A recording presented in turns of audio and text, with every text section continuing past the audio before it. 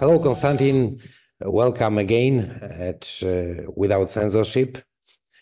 We are glad you found time for us. Hello. Well, I'm glad to be here. Thank you for inviting me again.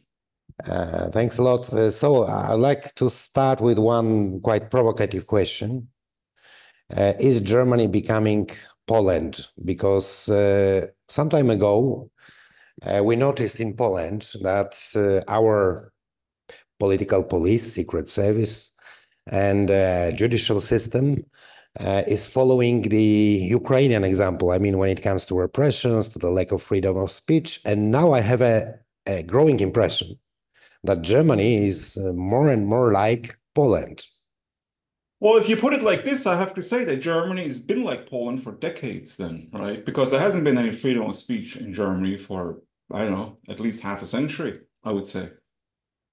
Even possibly even longer, to be honest. Yes, I don't think there ever was freedom of speech in Germany. Yes, but you always, I mean, the authorities in Germany always pretended that there is such thing as a rule of law. And, you know, it was a kind of model country when it comes to rule of law for us, Eastern and Central Europeans, as you know. Germany at least was presented like that before. Well, Germany pretends to have freedom of speech, but in reality, it doesn't. And I think everybody's really aware of this fact. I mean, everybody in our circles, I would say. So you have the basic law, the Grundgesetz in Germany, which is sort of like a substitute for a constitution because it's not a real constitution. But it sort of functions like one. It's like the foundational document, right, of the Federal Republic of Germany. And in this basic law, in this Grundgesetz, it states that everybody has the right to express his opinion freely. And it also states that there is no censorship, right?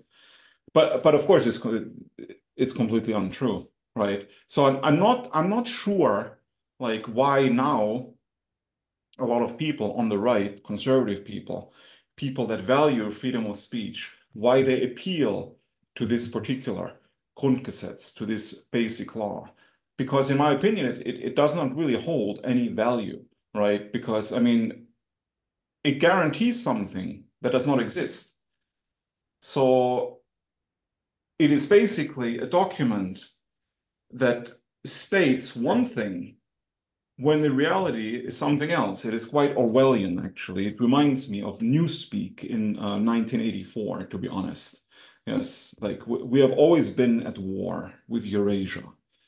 Yes. And then the next week, Eurasia is our best friend. We've always been at war with Oceania, right? So, to be honest, it's a very interesting topic, freedom of speech in Germany. I have a good friend where I live. He's an AfD voter. I sometimes go out with him for a beer. So we went to a restaurant a couple of months ago, and the whole restaurant was empty. It was in a small German town. I would like to add, not in a big city. It's maybe, I don't know, population 10,000, right? So it was a restaurant, a German restaurant, run by Indians, managed by Indians. But it's an Indian family that has been in Germany for, I think, 2 generations. And the German food is excellent there. They also make Indian food, which is also excellent. So I guess he had an Indian dish, I had a German dish. And the whole restaurant was empty, except us and one man at the other end of the restaurant. He was eating by himself. So, and we were talking about this particular topic about freedom of speech in Germany. And I guess we had some beers, so we weren't particularly quiet because there was no need to be quiet, right? Because it was an empty restaurant, we didn't disturb anybody. So we're just drinking beer and talking. And basically I was saying the same things I just said. I said there's really no freedom of speech in Germany, and there never really has been. And he, of course, agreed with me. I mean, because it's kind of difficult to disagree because it's a fact, in my opinion. It's not really a matter of argument. But then all of a sudden, the man at the other end of the restaurant, he must have overheard. He must have heard what I've said. So he spoke up. He interrupted us rather rudely, yes, and said, well, this is not true what you people are saying. Of course, there's freedom of speech in Germany. And I said, well, but there really isn't, right? Because I said, if there was real freedom of speech in Germany, there wouldn't be people in prison in Germany for writing books or making certain statements, or there wouldn't be certain politicians paying fines for saying certain sentences which are forbidden, right? And he said, well, that's completely different because we have to defend our democracy and this is hate speech. It's not protected by freedom of speech. I was like, yeah, but it's a very strange thing to say, right? I mean, you're telling me, quote unquote, what you consider hate speech. This is what I said to this man. It's not protected by freedom of speech, but basically you're thereby admitting that there is no freedom of speech. Because if you have freedom of speech, you cannot have restrictions on speech, because as soon as you have any kind of restriction, then it's not freedom of speech anymore, obviously, by definition, right? Because you cannot say we have freedom of speech, comma, except, and then have a whole list of things that you cannot say, right?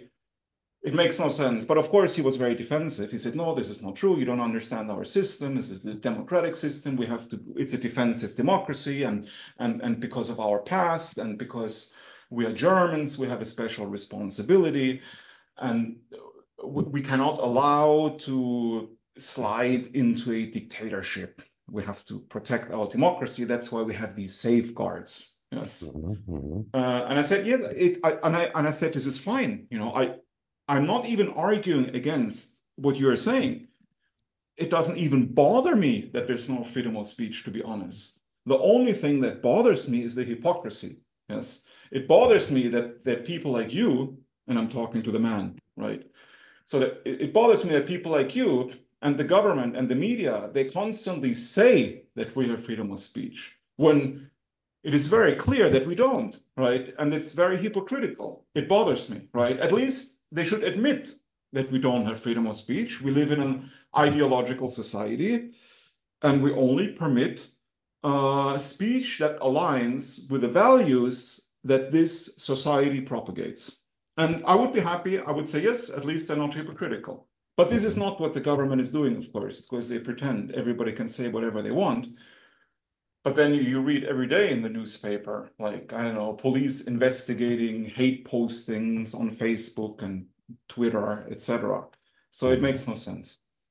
Well, we had the very latest example of Compact magazine and the ban for the magazine as such. But what was quite shocking for me, I would say, was that, well, the government used the tools which are, well, even very far from pretending being within the rule of law system, yeah, and any kind of standards. That reminded me the Polish approach, actually, because as far as I know, the magazine was closed. I mean, the companies were closed who were publishing the magazine, right? Well, this is correct. Well, I think the police came and they raided the house of the editor-in-chief and also the apartments of the employees, of the main employees, and they pretty much took everything, all the documents, all the computers, even furniture, because they said it's company property, like tables and chairs. I mean, I saw photos on the internet with like policemen in uniform, like carrying chairs and tables and putting the stuff onto a... There was even a joke, right-wing chairs. Exactly, right-wing chairs. I saw that too. Right, it's funny. Yes. So yeah, pretty much, yeah, this is exactly what happened, right? And not only this, now from what I've heard, it's now in Germany forbidden to display the Compact logo anywhere, right? So even if you write an article about this case, you're not allowed to display like a Compact cover or show the actual logo of Compact because the symbol itself has been banned. It has become illegal. You've mentioned Grundgesetz and Article 5, if I'm not wrong, guaranteeing freedom of speech in Germany. Correct, right. What was the legal basis of the Compact case? I think the legal basis that it's very concocted because officially they cannot just ban a magazine because of this Grundgesetz, because of freedom of speech. And also Compact has never been in court. I mean, it has never been it has never been found guilty of so-called hate speech in any case, right? So that's why there was no precedent. So what they did was the Interior Ministry, Nancy Faeser, this minister, she basically said that Compact magazine was a club, an association, right? And not really a magazine. And if you have an association or a club that goes against the, I would say, the constitutional democratic order of the German government, then you can ban it. Yes. And this is the pretext that they used to ban Compact. And of course, I mean, I already read lots of articles in different, say, conservative journals and websites. And of course, Compact is going to appeal, they're going to court. And a lot of lawyers are saying that Compact will probably win, right? But it will take months, possibly years, for this case to conclude, right? And in this time, Compact cannot be published. So they might be ruined anyway, even if they do win the court case. Mm-hmm. So you mean the last level, they would probably appeal also to the Constitutional Court in Karlsruhe, right? Yeah, correct, exactly. Yes, I think that's what they're going to do. So are there many examples like that in Germany? I mean, of the same model of fighting with the so-called extreme right wing? Do you mean like publications being banned and Yes, then yes, people yes. going to court because of this? Mm-hmm. Oh no, I was just reading an article on the website of my friend Pierre Krebs. He has a website, Ahnenrat. Yes, it's about metapolitics. Metapolitics, biology, anthropology, culture, literature, history, politics, etc. And he has published some books, yes, on certain controversial topics, maybe related to race, the racial issue, maybe related to certain historical events. And because of this, he constantly has to go to court. And I mean, his apartment has also been raided by police, that they seized his computer and his files. And I mean, it's really common practice. I hear about this all the time in Germany, to be honest. Like very often I drive, like, I don't know, I go shopping in my car or I drive somewhere else and I listen to the radio and I hear, you know, raids all over Hessen or raids all over, I don't know, Thuringia, some other German state. Police has smashed some other, I don't know, right-wing club or right-wing organization, have like raided the apartments of, I don't know, 25 people and seized various incriminating files. Yes. So yeah, I mean, it's like I said, it's an ideological state, in my opinion. Germany, it does not tolerate dissent, and this is pretty much what it is. Yes, and people should just accept it because in my opinion, it's not going to change unless you have a change of government. Yes. Mm-hmm. And this is not particularly, I mean, all those repressions are not particularly directed against the so-called extreme right wing or right wing as such, because, well, to be honest, I read several issues of Compact magazine. In one of the latest issues, if I'm not wrong, on the front page, there was even Sarah Wagenknecht. So it was maybe more like of something like, I don't know, anti-system or anti-establishment magazine, right? Well, they sort of supported Sarah Wagenknecht, but Compact was rather critical of Sarah Wagenknecht because, in my opinion, Compact is really much supported the AfD, mostly the Alternative for Germany.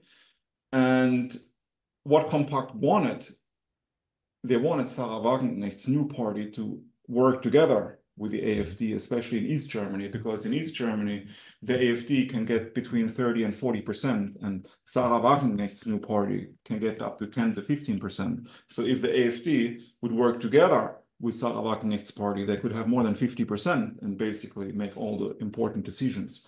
But then, of course, Sarah Wagenknecht's party refuses to have anything to do with the AfD and would rather collaborate with a Christian Democratic Union than the AfD, even though the AfD and Sarah Wagenknecht's party have much more in common than Sarah Wagenknecht's party and the AfD. Like, for example, the AfD and Sarah Wagenknecht have a very similar stance on the conflict in Ukraine. They have a very similar stance on immigration. So, and these are two really important issues. I would say that the two most important issues at the moment in Germany. Yes, but Sarah Wagenknecht refuses because for her, the AfD are right-wing extremists and thereby untouchable.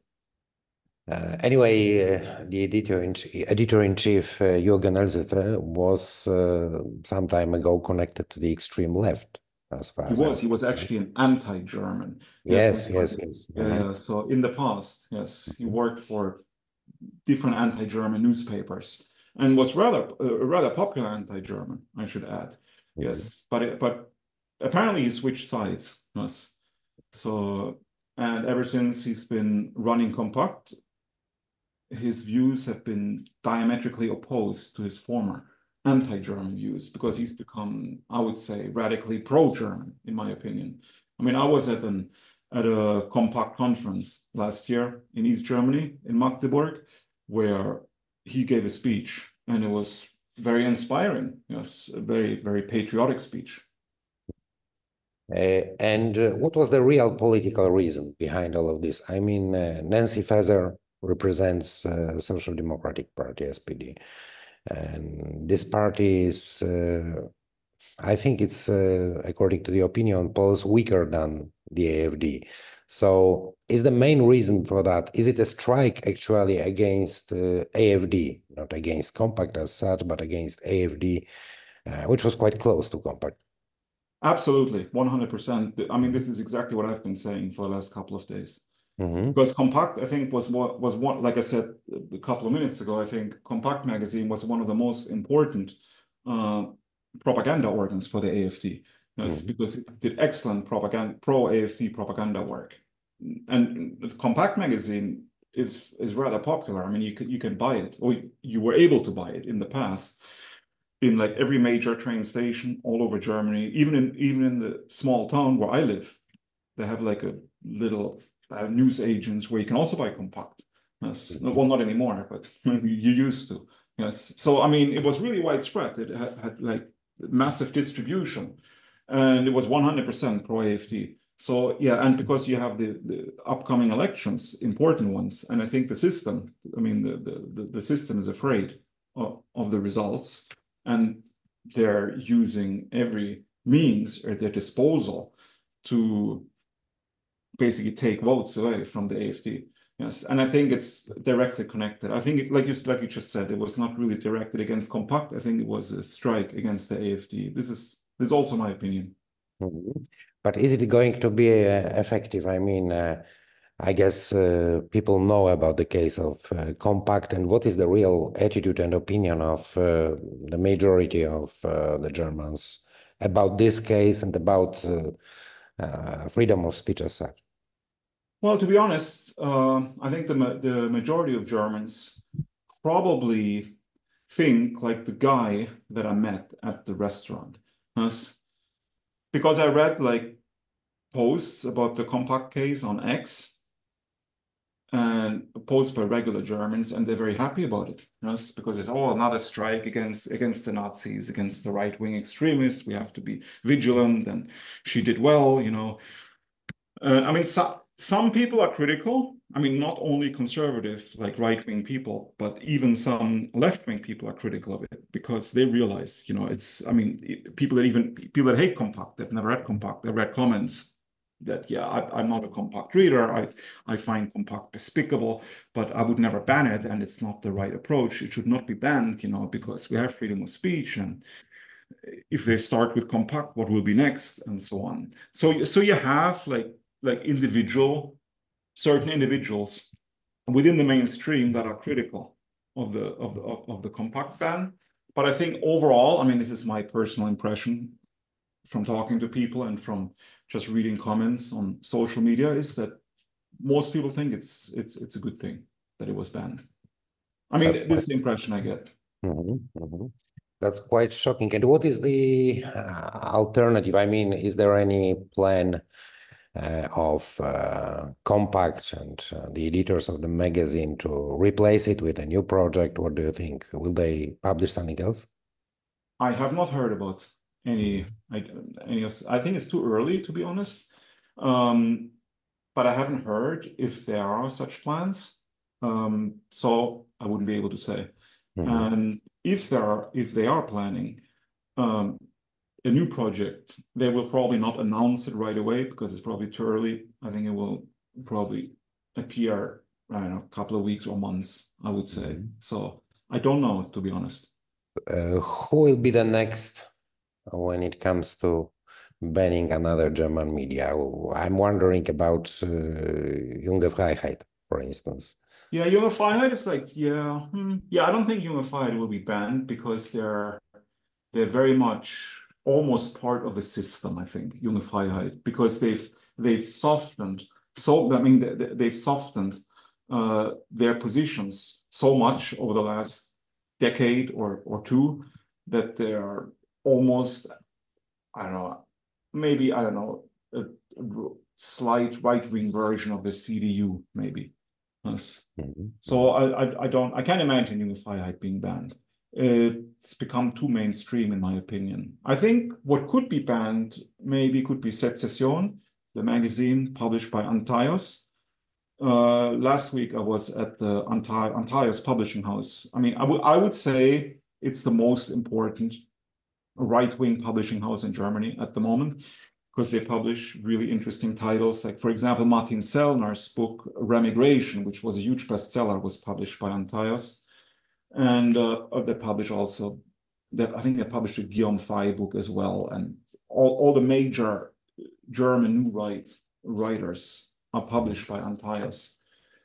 And yeah, they had a summer festival last week and I attended.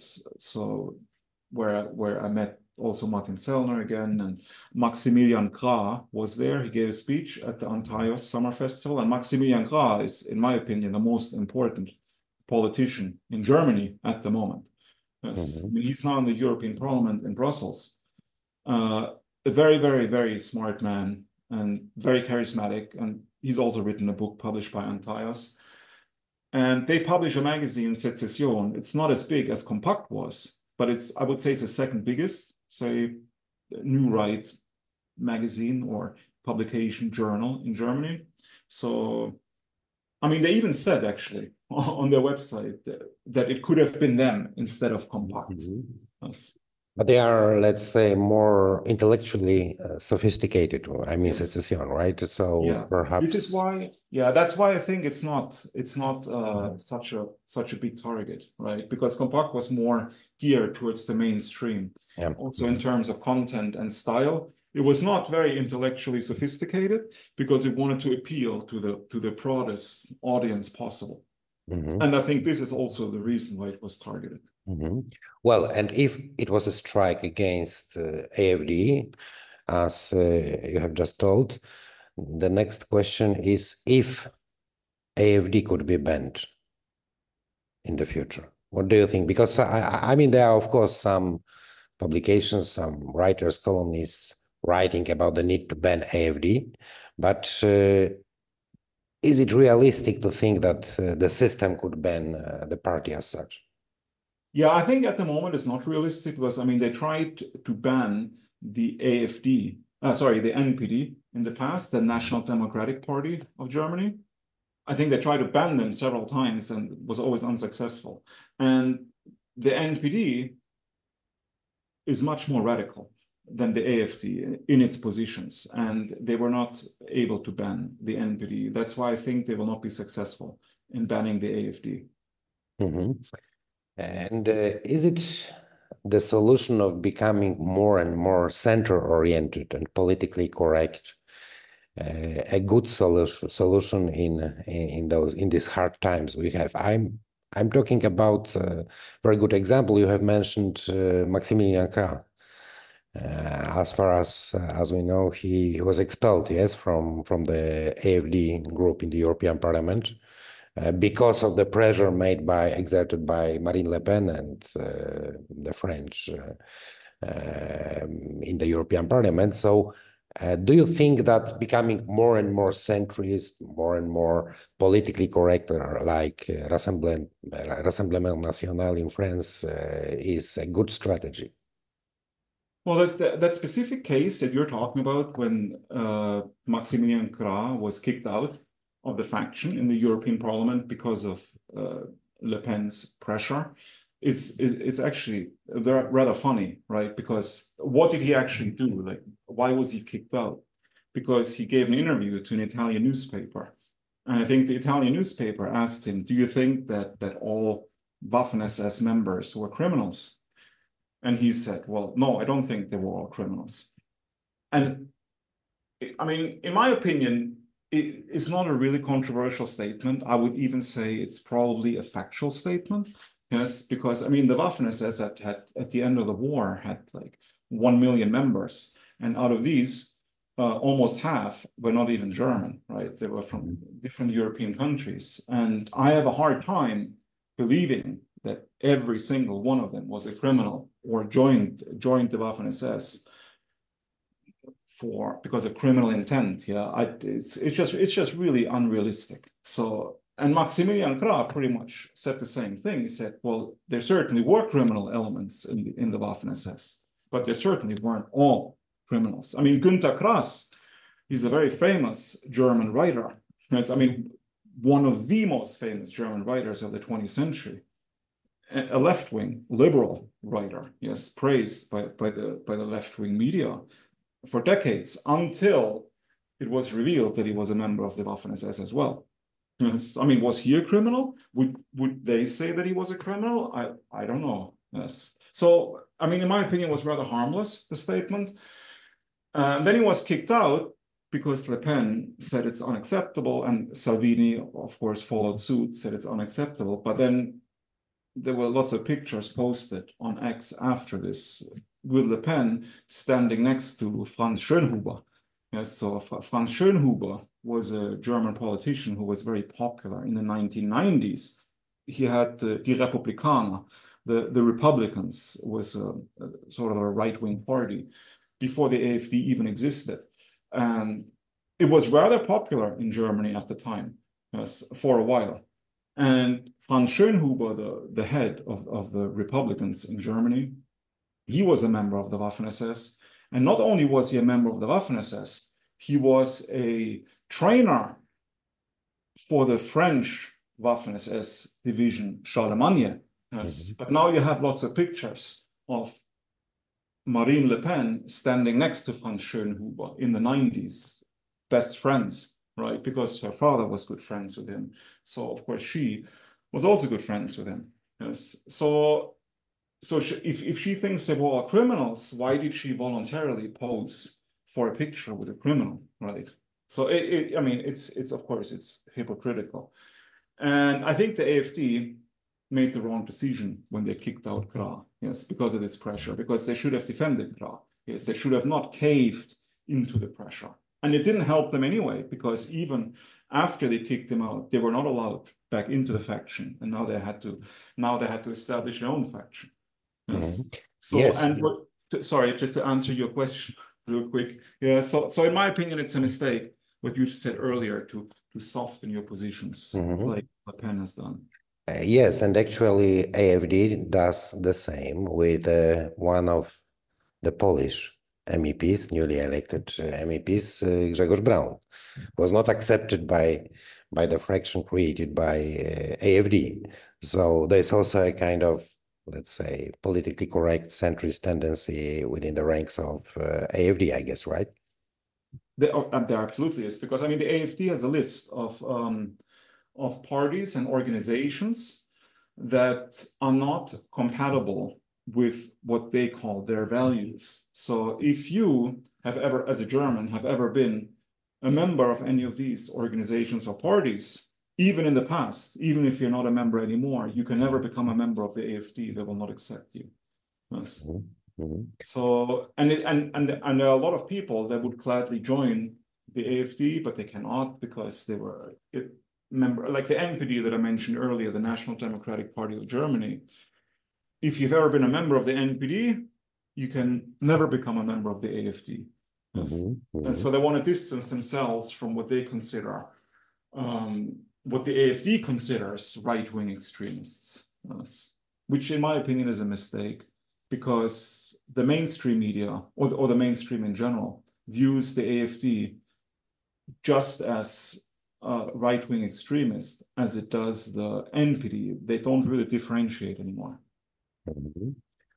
Well, to resume our today's discussion, I would ask you about the possibilities and chances for, well, let's say, radical change in Germany. I mean, we are talking about the system, which is very deeply rooted there, of course, about the lack of freedom of speech. And I always claim, as you know, in our previous discussions, that we need Germany to become sovereign, to make all other European countries sovereign. I mean, if Germany will be, let's say, free from the globalist grasp, then there's a chance for Europe, for other European countries, including Poland, my country, to become sovereign as well. So how do you perceive, let's say, the chances that the system, the current system, the political system would fall in the coming years? Yeah, I don't see it. So I'm rather pessimistic. So I don't see any change in the near future.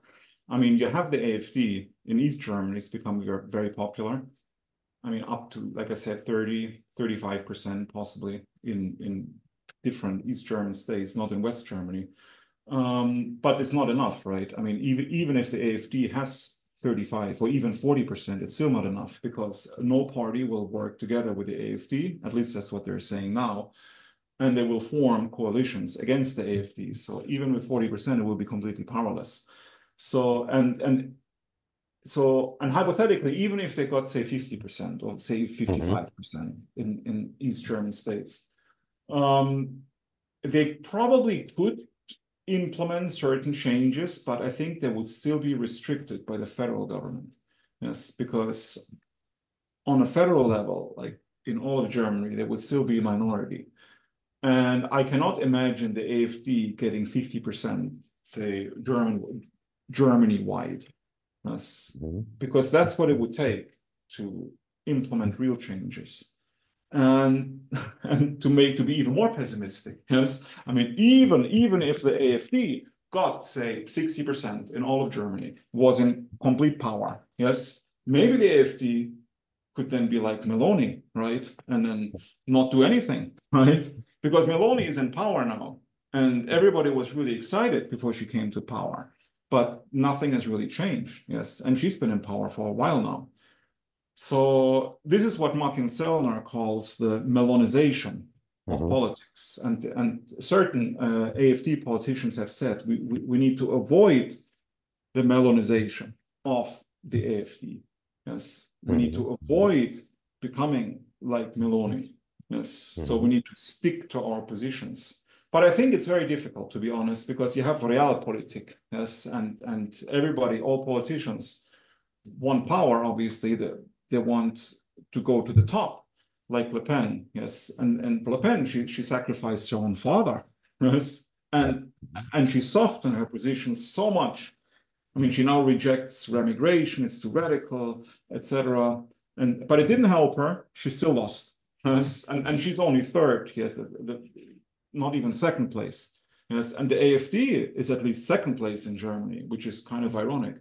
But so to be honest, yeah, I think this Melonization is probably unavoidable, yes, because it's systemic, yes, because they're still part of the system, yes, the AfD, of the electoral system.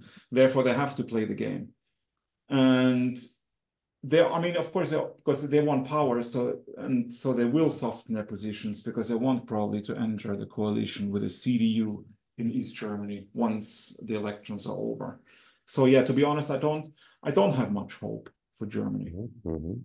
So a global geopolitical shift could be a chance, perhaps. I mean, you have written a book about Trump and Trumpism, for instance. And that's a topic for another discussion. I would also like to talk to you about your impressions and about your book as well, about Trump and let's say his ideology and the ideology of his followers. Nevertheless, probably the only chance is the retreat of Anglo-Saxons, let's say, or the globalist Anglo-Saxons from continental Europe, right? Yeah, yes. I mean, I don't know how that will change Germany, though. Like, I mean, even if say the Americans were to leave the European continent tomorrow, so I mean, withdraw all the troops and equipment, nuclear weapons, etc. I mean, you'd still have the same people in power in Germany, right? So I don't see how that would change anything, to be honest, in Western Europe. Yes.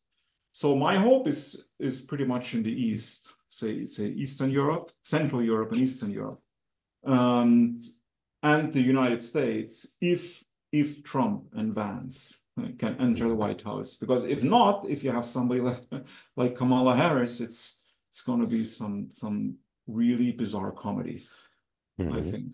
So global power shift, I think the best would be if the United States leaves NATO, I suppose. Yes. And I mean, for NATO to pretty much break up. Yes. And the Europeans should be forced to concentrate, I mean, on their own defense and not always look across the Atlantic to Big Brother to hold their hand, so to speak. So yeah, but American influence would still be there culturally, yes, because I think Alexander Dugin, I'm not even sure, like because he says you have different poles in a multipolar world, right? So you have Russia, you have India, you have China, you have the Islamic world, and then you have the West as a pole. So because the United States and say Western Europe, and Canada, Australia, it's probably like one pole almost. Yes, because I mean, right now it is for sure. Yes, because of the transatlantic connections. If America would leave Europe, it could become two poles. But what needs to happen for revaluation of all values, like Nietzsche said, maybe a total collapse, economic collapse. Of course, it's an absolute necessary prerequisite, I think. I don't see it though, right? I mean, it could come, maybe. Guillaume Fay talked about it. You need a convergence of catastrophes. So economic collapse, war, maybe a pandemic, like a real pandemic. Yeah, maybe then, if people don't have bread and games anymore, then there will be a chance for renewal. But before then, I don't see much hope. Yes. Well, with Ursula von der Leyen in the European Commission, we are closer and closer to the economic collapse. So, well, and even mathematically, I think it's unsustainable, right? Because if you have so many immigrants coming into Europe, Germany in particular, you have a lot of refugees, immigrants from all over the world entering Germany and entering the healthcare system and the social systems. So people that have never paid one single cent into the government coffers, they're using the healthcare system to the utmost. Yes, they're getting really expensive dental care, and some people with AIDS getting all kinds of expensive medicine that costs thousands of euros per month, and all paid for by the German taxpayer. But I mean, just mathematically, of course, you can see this is not sustainable, obviously. Yes, because you cannot just give everybody that comes unlimited access to free healthcare. It's just not realistic.